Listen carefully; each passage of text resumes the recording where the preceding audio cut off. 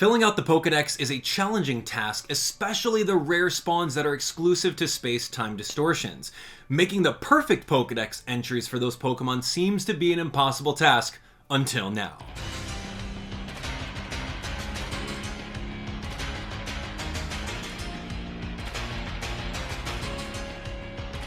What's happening, everyone? It's Abdallah here, back again with another awesome Pokemon Legends Arceus tips and tricks tutorial video. Today's video is all about a very interesting trick that will allow you to easily fill out your entire Pokedex. So simply, I don't know if it's an oversight from the developers, but this may be patched very, very soon because of how busted it is. Anyway, that means you gotta act fast, you gotta share this with everyone, and let's show you exactly what's going on. But before we do so, I wanted to say thanks to all of you guys that have subscribed more recently for all of the Pokemon Legends Arceus content. We've got tons of tips and tricks tutorial videos, like right over here. We've got a shiny guide, we've got a guide to show you all the legendaries, all the Spiritomb wisps, all the unknown, everything is there. Definitely take a look at it. Alright, this video goes out to all of you guys that are looking to complete your Pokedex at level 10, especially for all the Pokemon if you want to get that shiny charm. Of course, getting that is going to be so much fun and make shiny hunting a lot easier. Now, this also helps out those Pokemon purists at home that want to do a perfect entry for every single Pokemon to innate boost that shiny odd even further. Now, I know a lot of you guys at home are at this screen over here, where let's take Cyndaquil, for example. That's a rare spawn only available from starters, or if you absolutely used any of the space-time distortions, or if you got it from the professor at the very end. But speaking of space-time distortions, there's no guarantee that Cyndaquil is going to pop up in that specific area, let alone how often space-time distortions occur. You can be waiting for hours and days in order to catch 4 additional Cyndaquil. But luckily, this video is here for you. It's going to be a cakewalk, and I can't believe it's not patched yet, so we gotta act quick. Let's show you the rundown. So this trick is going to be a trading exploit that will allow you to take a traded Pokemon and register them as caught. Yeah, believe it or not, the notes that you're writing and passing in to Professor Laventon, yeah, he's not checking those notes at all, and this is crazy insane. Alright, anyway, so thank Arceus for all this, and let's give you guys the rundown. Ultimately, what I'm going to be doing right now is the solo method, where I have 2 Nintendo Switch systems with 2 copies of the game. Of course, that's going to be a very small percentage of you guys that fall into that. Maybe Animal Crossing fans that have 2 different islands, maybe. Likewise, you're going to be able to bring your Nintendo Switch over to a friend's house and, in real life, trade locally. Easy option. But for 90% of the rest of you guys, you're going to be wanting to trade online, and that's going to be super simple. All you have to do is talk and trade up a little 8-digit code and go from there. If you guys are looking for a community, then definitely head on over to discord.gg/Abdallah and join us for all the Discord trades on our Pokemon Legends Arceus trade channel. It's going to be awesome. So one of the first things you want to do is know exactly where the trading post is. It's in Jubilife Village. It's right over here by the training grounds. You can warp to an area right next to it and go from there. If you don't have the trading post enabled, continue playing the game until you get it. It's only after a couple hours of playing since you can trade. Alright, that being said, you want to come on over here and talk to the lady and click on I want to trade Pokemon. Now, this is where you're going to be able to trade with someone on the internet, or trade with someone that's nearby. What we're going to be doing is nearby, simply because I've got 2 Nintendo Switches, and that's exactly how it works. So I'm just going to do all ones over here, just for nearby, and that will be able to trade with my specific one. Now, if you went over here and traded 1111111 all the way across online, you might find someone random, but I wouldn't trust that. Find a friend and actually trade with them. Okay, so now that we're here, what we're going to be doing is I'm going to be finding out what Pokemon I want to trade and get catch credit for. So that being said, I don't have a perfect Pokedex entry for Quilava, and I also don't have a perfect Pokedex entry for Cyndaquil. So what we're going to be doing is something like we call a touch trade. A touch trade is going to be a trade in which you go through, you trade a Pokemon, and you trade it immediately back. Now, that being said, a lot of touch trades can go very, very wrong if you don't trust the person that you're going to be trading with. So, if someone wants to touch trade you a Spiritomb, yeah, unless you absolutely trust them and know them, don't do it. Don't go touch trading your Arceus or any of your legends. take very, very precaution on that. Okay, so be very careful about touch trading. Anyway, the entire concept is going to be exactly like this. Now, my alternate account right over here is going to be sending over a Cyndaquil, and I sent over a Quilava. Now, what we're going to be doing is pressing the A button all over again, and we're going to trade them back. It's as simple as that. So that being said, what it really does is it just kind of trades and trades back. What's interesting about this is the game is coded to think that this is a brand new Quilava that we're getting back, right? Even though it has the same trainer ID, even though it has the same stats, moveset, all of that stuff. It's the exact same thing. But the game somehow thinks that you caught it. I mean, technically, there's a rocket Pokeball coming right at you, and you caught it right here. So, I mean, it's not wrong. Did you catch an additional Quilava? Yeah, one might argue.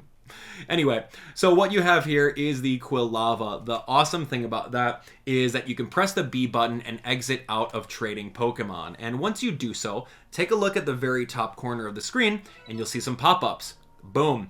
I got the Cyndaquil from the trade and I got my Quilava back for additional credit over here. So if we take a look at our Pokedex entry, my Cyndaquil just shows that I've got one additional caught. That's great. I can go over to Professor Laventon right now and turn that in. But why would I do that when I have my trading partner over here? I might as well trade 3 more of them, right? So anyway, that's exactly it. And same thing with Quilava right over here. As long as we just trade them through, I will have all of those entries already filled out. So all you have to do is rinse and repeat. Now, the thing is too, that what you want to do is know that you don't have to exit out of the trade and make a brand new trade code along the way.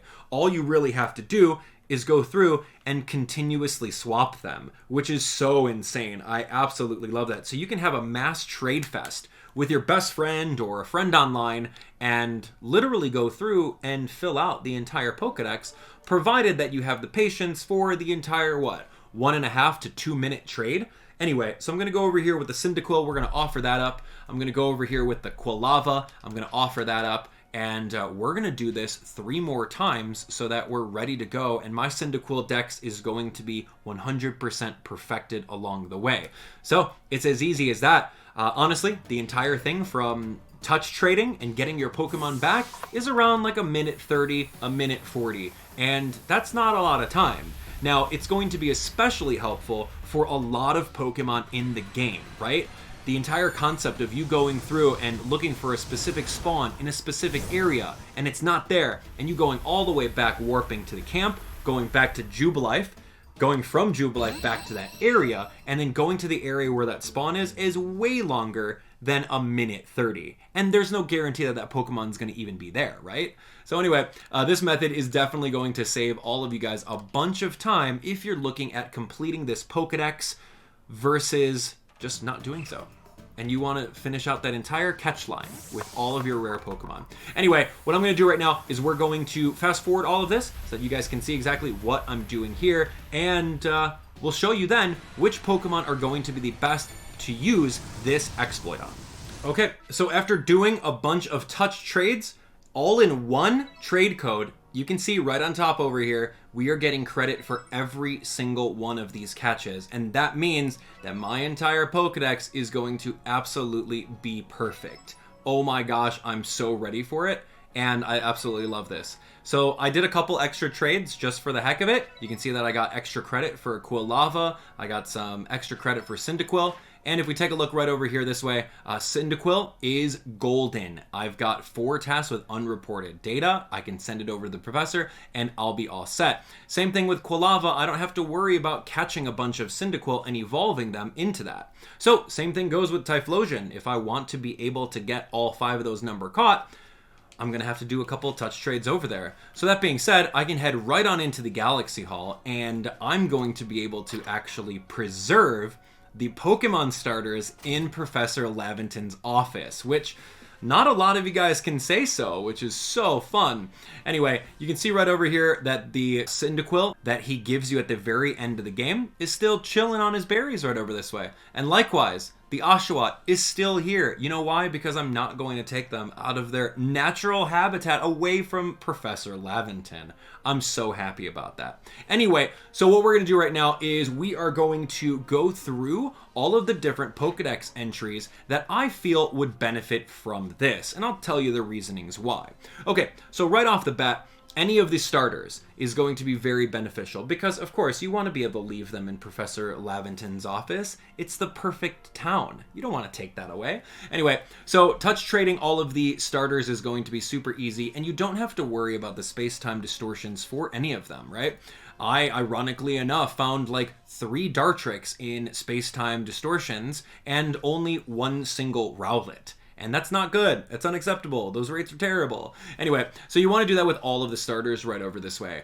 Moving on over here through the Pokedex, you can catch every single one of these, so it's not really worth your time. As far as Eevee, now this one's going to be debatable because it's not going to help out with number of caught without being spotted, but it'll just help out with number caught. So if you're eventually going to have to catch 20 of them without being spotted, you might as well just do the rest.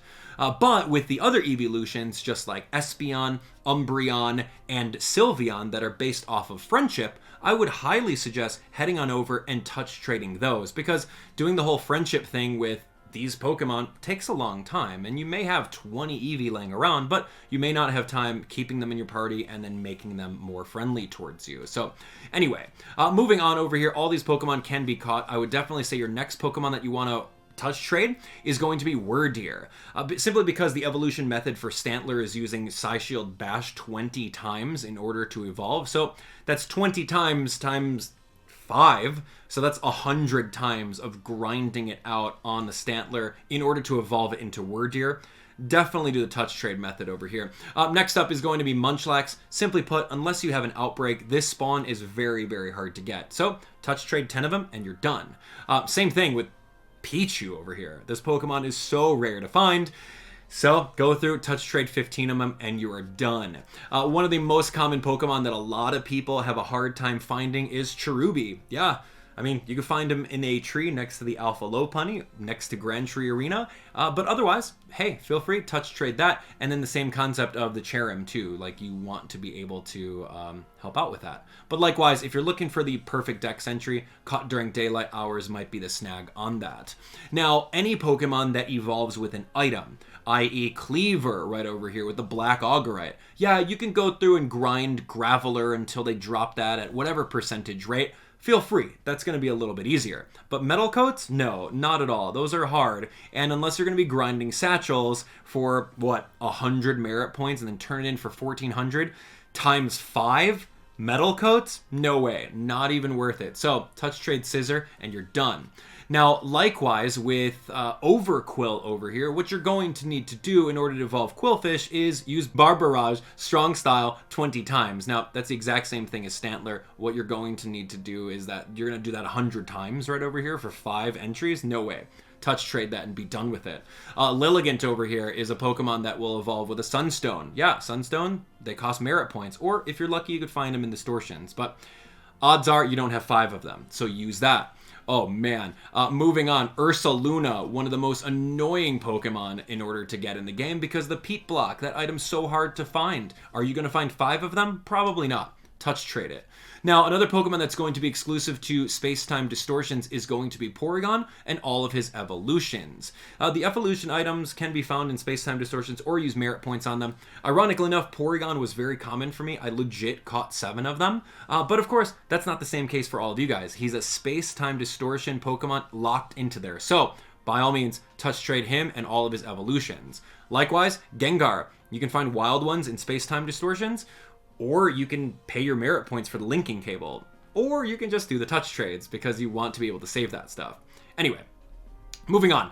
Any other Pokemon right up here with the items that need to evolve? I would honestly say your next one is going to be Growlithe and Arcanine, simply because you can't find Arcanine anywhere, so you'd use a Firestone for him. So touch trade that and you're golden. Right over here, some other rare spawns are going to be, I would say, Magby.